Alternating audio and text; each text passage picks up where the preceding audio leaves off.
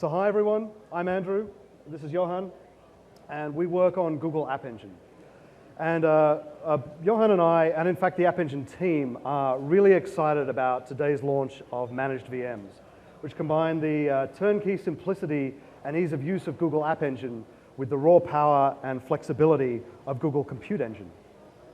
Now, you might have seen a few demos today where we showed you how managed VMs allow a developer to build really complex, rich applications using the existing runtimes of Google App Engine. That's Python, Java, PHP, and Go.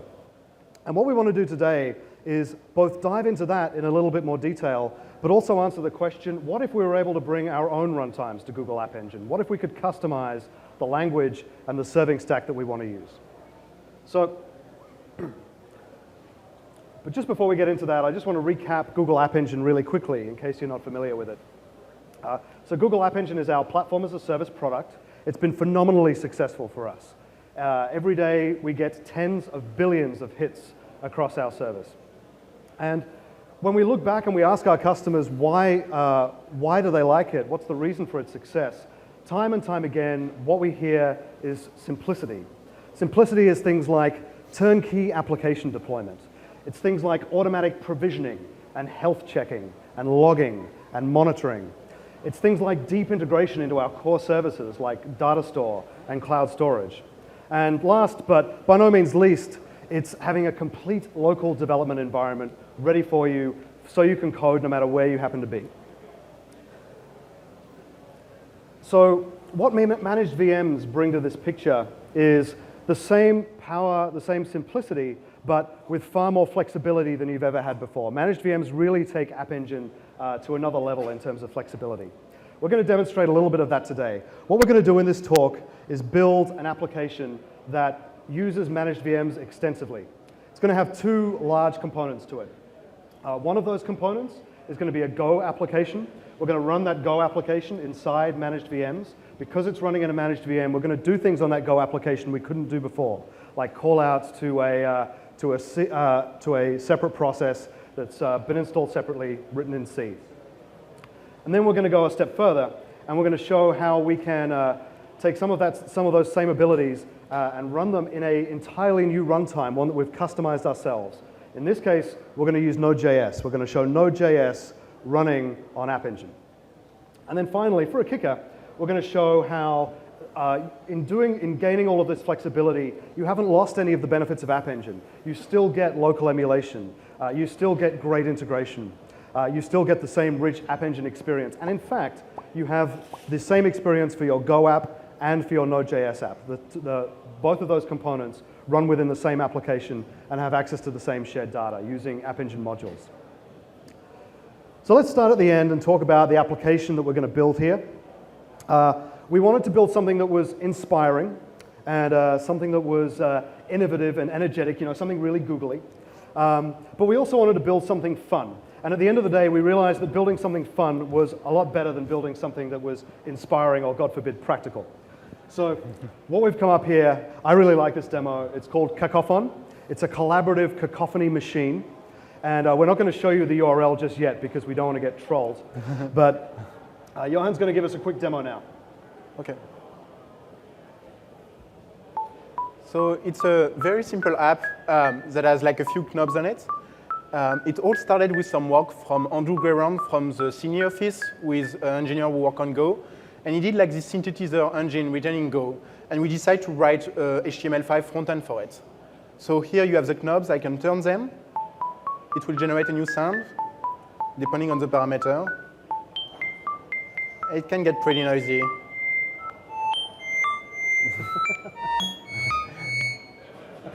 So I'm going to stop here. What is interesting, though, is that if I hit the share button, it's broadcasting this sound to all people who are connected to this page now. And like we have someone in the room who is trying to connect to this page right now, is sharing sound with us. So we can somehow play together and look at who is like generating the sound that is the weirdest.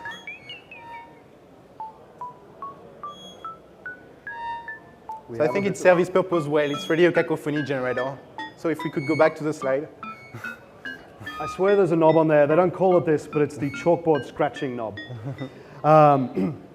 So let's take a quick look at what it takes to actually build a collaborative application like this. And there's really three moving parts when you think about it. The first part is the HTML and JavaScript that's actually running in the web browser. This is what's giving us that nice HTML5 UI that you saw, and it's also what ultimately plays the sound through some speakers. And because this is a collaborative application, we actually have multiple copies of these things running. Every time someone visits the app, then they're going to end up with a copy of this part of the application running inside their browser. Behind that, then, we have the web server. This is where Node.js comes into the picture. And the web server is really responsible for doing two things. It needs to serve HTML5 and JavaScript so it can get into somebody's browser. And then we also need to provide a way for connecting all of those browser clients back to each other so that when one person shares a sound, that sound is then distributed across everybody. So to do that, we're going to use WebSockets, and we're going to rely on our web server component to be able to connect all of those clients together and act as the broker. And then behind that, we have what's really the meat of the application. This is the audio generation component. This is the part of the application that is able to take as parameters all of the knobs, chalkboard scratching or no, and from that, first create a waveform, and then from that, create an MP3 file. And then we pass that back to the browser. So for this, we're going to rely on some open source code that our team in Sydney came up with that allows for waveform generation and MP3 generation. And so Johan, why don't we cut to Johan, and you can take us through You want to talk about the protocol? how that works. Oh, Yep. let me give you a quick summary of how this component actually works. So we're going to, because we want to talk between our Node app and our Go app, we want to have some kind of easy mechanism for the two to communicate. So this Go app's going to use, HTTP. So we're going to send a HTTP request. It's a GET request, and that contains the values of all of the knobs that were on screen. It's going to create the waveform, and then in the HTTP response, we're going to get as a payload the MP3 file that contains the audio we want to play back. Okay, so if we could go back to the demo. Cut to Johan. Yep. So here I am in my terminal, and I'm in the demo directory. As Andrew mentioned, there is multiple components to our app. There is a front end and the back end, and we're going to take a look at the back end first. So we're going to open backend.go. That's where the meat of our application is. It's like a regular Go HTTP application. You can see the handler in there. We have an handler for /audio that Andrew mentioned. And the interesting part, the thing that we couldn't do on App Engine before and we can do now with ManageVM is that we could use the exec package that is from the Go standard library and execute a native binary. And here we're going to execute lame, which is an MP3 encoder. We're going to stream the waveform in and get the MP3 back from its standard output and just stream it back to the HTTP response. So in order to deploy that to App Engine, I'm just creating an app.yml file.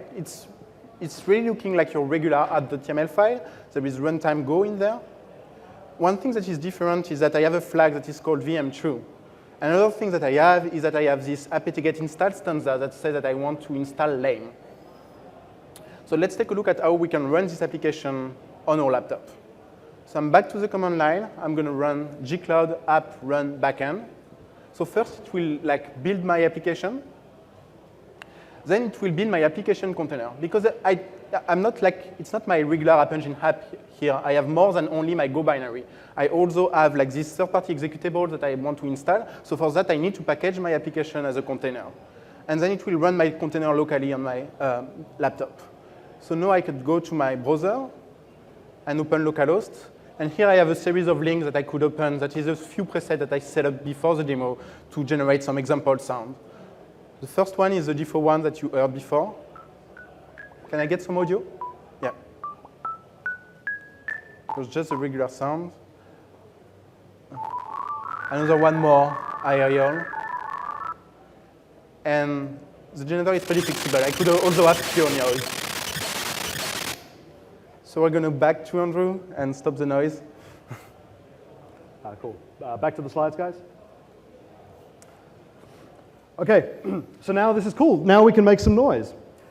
So what we want to do is take this and make it collaborative. So we want to add a rich front end, and we want to add bidirectional communication to this. And as we mentioned, we're going to use Node in order to do this. And fortunately, although you might think that rendering a lot of HTML, creating a web server, handling a lot of back-end WebSocket connections might be complicated, the good news is there's a ton of great frameworks that actually help us do this. One that Johan and I happen to be big fans of is called Sails.js. But Sails.js relies on Node.js. So the question now is, how do we get Node.js, which is a popular JavaScript server, how do we get that into App Engine? So to talk about that, let's have a think about what happened when Johan ran the Go application before. So in the Go application, he told App Engine that this was going to be a Go application by specifying Go in the runtime flag of app.yaml. And what that tells App Engine is basically 3 steps that need to happen. First, it tells App Engine to define an environment. Now here, when we say define an environment, we mean bringing in any dependencies, any executables, any code, anything that's necessary to run your application outside of the application itself. In the case of the Go application that we saw before, really this is pretty simple. This is just bringing in that lame executable that we saw earlier that's creating the MP3 file. For something like, say, a Java application, we might do something more ambitious here. We might need to bring in a servlet container like Jetty, for example. The second step then is building the code. Now, this is things like compiling, things like asset packaging, things like bringing in packages that might be dependent on your code. It's the sort of step that still requires some build and install, but this is the sort of thing that you want to happen whenever you might want to kick off every time you make a change to your code. So in the case of our build step for our Go application, we were taking our Go code and we were actually compiling it. And then finally, we have the run step. What the run step is doing is saying that now we have all of our resources and assets running in our compute container. Go and execute something. Go and make it happen. So what we're doing with App Engine is introducing a new value of runtime, which is simply runtime custom. And what runtime custom does is it removes any assumptions that App Engine makes about the language or the development environment that you happen to be implementing inside App Engine, and instead replaces it with 3 shell scripts that you define yourself. So these are just straight up Unix shell scripts. And these 3 scripts correspond to the 3 phases that we saw before. So there's one for bootstrapping, one for building, and one for running. And so once you have this, it's easy to start thinking about how you might use this to set up a Node application. So now Johan is going to show us how this works. Okay, so I'm back into my Gmod directory. So Andrew mentioned that we have one more component, which is the front end. And I'm going to show you that in one moment. So our application has 2 components, the back end, the front end, and we need to somehow dispatch the request between the 2. So for that, we have a dispatch.yml file, which is just something that maps URL to module. So here we say everything that is audio goes to a back end, and everything else goes to a front end. So I'm going to open the front end now. I'm going to show you that it's just a regular Node.js application. I have a package.json that defines my dependency. I have a servers.js that jumps right into Sails, which is the framework we are using. And then I have my app.yml file, which is what Andrew just mentioned. Here you can see that I don't have Node.js for my runtime, I don't have Go, I don't have Java, I have runtime custom. And I still have VM true. And I have those 3 scripts sitting in my app directory. The first one is Bootstrap. Bootstrap is really for bootstrapping my runtime environment. That's something that I will share for all my old Node.js app. And it's here what we are doing is like we are just mainly doing a few apt-get install and getting the Node.js binary distribution from nodejs.org website. And we are also installing Bower, which is a tool that we will use to package our front-end dependency. What is interesting to see here is that even if we change our application, we are not going to rebuild this from scratch. It will be cached by the system. Then there is my build step, which is really about like bootstrapping, really about building my Node.js application. So in case of Node.js, where you don't really have a compiled step, building is more about like installing your application-specific dependency. Here I will run npm install to install the dependency I configure in my package.json, and just Bower install to install my front-end dependency.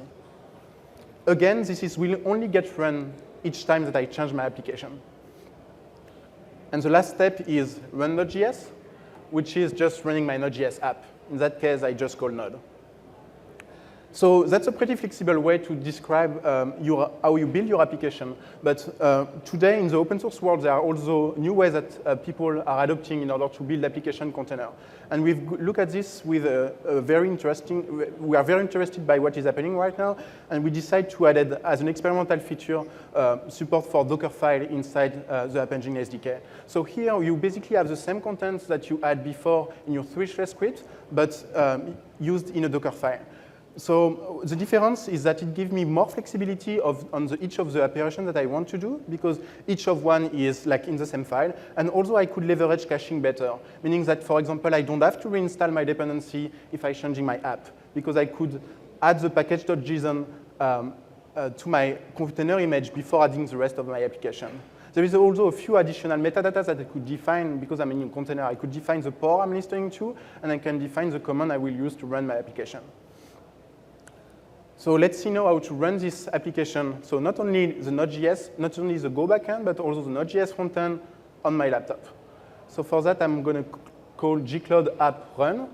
I'm going to pass 3 modules that I want to run, my dispatch module that I've shown you earlier, my frontend, and my backend. So now first is starting to build my Node.js frontend container images, so using the Dockerfile or the Bootstrap script that we defined before. It's now building my backend, building the container for my backend, and soon the application must be serving for my laptop. So here I know that the dispatcher, which is the thing that will route request according to the path to either the Node.js frontend or the Go backend, is running on port 8080. So I'm going to go back here and open port 8080. And here I have the same app that I have in production running on my laptop. And I can continue to make sound that annoy you.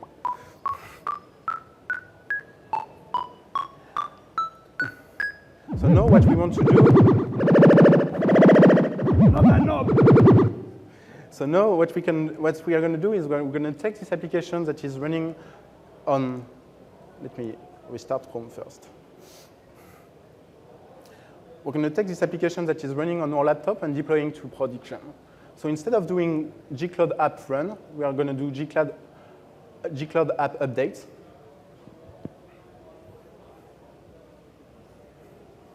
And now it's building our container and deploying to production. So we have like a few moments before Andrew takes back. So you can all go to cacophone-gmod.appspot.com and start making noise.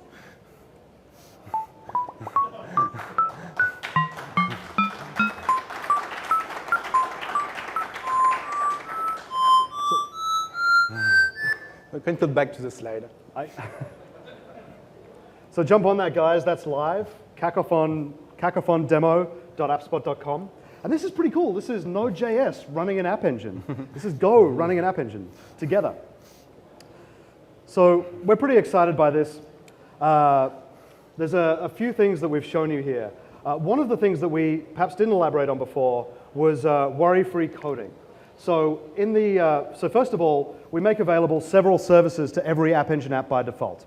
Every App Engine app gets a default cloud data store data set. And it can get access to that through the Cloud Data Store API. It's a great API, it's RESTful, OAuth 2, and we have clients in a number of different languages, and of course, you can roll your own. Likewise, we also provide access to Google Cloud Storage, also through a RESTful OAuth 2 based API. And every app gets a default cloud storage bucket. And then we also have App Engine's shared Memcache service. So this is actually free, and it's available through the Memcached protocol. And this is pretty cool. If you speak to a particular IP address and port, we will automatically segment your application, segment your Memcache to your application, and so you get access to your shared Memcache automatically. And that's shared between instances, and in fact, even between modules. And then finally, we take care of something that is always a hassle with distributed systems, which is logging and log aggregation. If you just write in a variant of the syslog format to a particular directory, then all the managed VM infrastructure will capture those logs, it will tail them, and it will ingest them into the Google Cloud Platform and make them available to you. And finally, one thing we should harp on is seamless local development. Everything that you saw there that Johan was doing was in his local environment. And that involved not only emulating the App Engine infrastructure, request serving and packaging, but it also involved emulating some of the services of the cloud platform itself. We emulated data store for you. We emulated cloud storage for you. We emulated memcache and logging for you, even for runtimes that we don't know about. And then, of course, to get that up into the cloud, it's really simple. Gcloud app update, and you're done. So now that we've got this app live, now's a good time to talk quickly about events. Because this is a managed environment, App Engine will be, and the managed VM infrastructure will be provisioning your application possibly onto one VM or one instance, possibly onto many, and it might even spin up new instances and turn old ones down and balance traffic across them. Because of this, we might be ramping up and ramping down your application from time to time, and it's useful to be able to signal events to you that this is happening. We also mentioned health checking before. This is really important. As your application is running, the managed VM infrastructure, needs to know that your instance is healthy, that your serving stack is healthy, and that your app is healthy. So we will check periodically to do that. So the way we signal all of these events is using HTTP. We make a HTTP request to a particular URL on a particular port on your instance, and we leave it up to you to figure out how to respond to that. For our managed runtimes, that's Python, Java, PHP, and Go. We built all this in for you, although you can override it. For custom runtimes, it's necessary to implement some of this stuff yourself. So one event is the start event. We basically call this right after we usually call this right after your run.sh script is run. And this basically signals to your app that it's ready to receive traffic. It's actually optional whether or not you want to respond to this or not, but it can be a useful signal. The next one, health checking, is really important. We will health check your app. We will call this at regular intervals. And what we expect back from our HTTP request is a 200 OK HTTP response within a reasonable time frame. If the managed VM infrastructure doesn't get this, then after a while, it's going to assume that your application has entered some kind of pathological state and it's not healthy. And so what we might do there is we might restart it or even possibly completely rebuild it and migrate traffic from a backup instance or to a backup instance. And then there's the stop event. This is kind of a best effort on part of the managed VM infrastructure. But what we're trying to do there, if we can do a graceful shutdown, is give your application a signal that it should be thinking about wrapping up and terminating any loose ends and any loose processes. So we try and give you a signal there that that can happen too. So we're really excited about where all this is going. This really is the beginning for us in the managed VM story and the managed runtime story. We're actually really excited about this, not only to see what runtimes that you're able to bring to App Engine, but also for what other teams inside Google can build on top of this infrastructure. You've already seen Go running inside App Engine today. That's a language developed entirely internally at Google. We're working now with the Dart.js team to bring Dart to App Engine as well, so expect to see that in a few months' time. And we would love to see more innovation happening on our platform over the coming months. So again, we're really excited to be able to talk about this. We'd love to see what you're going to come up with, and we'd love to hear feedback and hear where this is going. So thank you for your time. I know we're running it.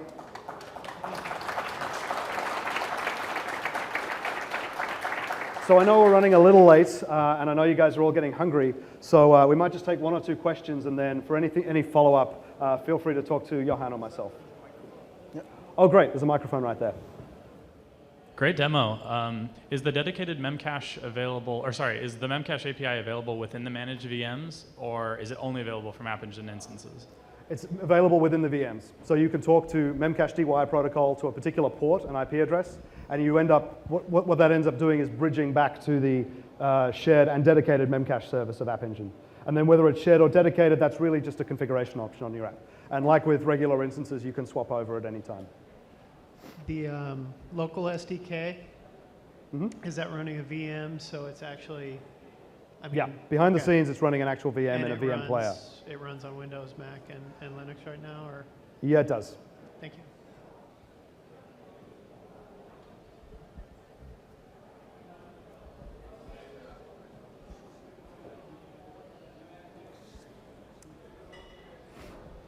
Definitely excited to see the Dart VM being pushed. I'm excited about that personally. So a question about local development. So if I want to use the managed VM system, is this going to work on Mac OS X? Because in the past I've seen some weird oddities where it really works well on Linux and it doesn't work on Mac. And the other question is related to it. Do I need to manage my own Docker file to run it in a container when I'm doing local development? And this is all related to local development. Like I can get that same exact experience locally developing versus once I push it or upload it. Got it. So, so to your first point, Mac versus Windows versus Linux. An artifact of wanting to be able to properly emulate a managed VM means that we actually want to move the development environment to a virtual machine as well. And that has the nice side effect of introducing a lot of consistency between the, it moves a lot of the logic up to the VM, which we can then easily keep consistent across platforms. So hopefully that will help address a lot of the environment-specific issues that you see. And to the second question, actually the Docker file support is very experimental right now, so we're trying to see if we can get that into the product at the moment. Whether or not you'll be able to, whether or not you'll need to use the SDK to build packages and push them up locally, we're also still working on. Actually, right now you can basically push all of this up to App Engine just as a set of scripts, and we'll do the build. We'll host the building for you. That may change in the future. We're still working on that. But you still have those 3 files that you could define yourself, which is like a bit more simple, but you also have less flexibility than the Docker file, where you can just like say how you bootstrap your environment for Node.js, how you build your application for Node.js, and how you run it. Yeah, we want to support both models. Either give us your source and we'll build it, or give us something and we'll run it. So for the managed VMs, at least for if the VM is an App Engine one, my understanding is it's going to get rebooted once a week, I guess, to apply patches. So is that still the case? Is that handled through the stop event, and it's if you have 10 servers running, it's going to hit them with a stop on a rolling window so you can still have uptime? That's right. So we will definitely be rebooting your machine from time to time. How frequently it happens will vary, but we want to make sure that the VM gives you a lot of flexibility, but it's not really a place for state as such. So it's not real, anything beyond, say, temporary files or anything like that. It's probably not a good spot for. And then yes, we'll send a warning signal where we can to give you some options to if you need to migrate state to do that.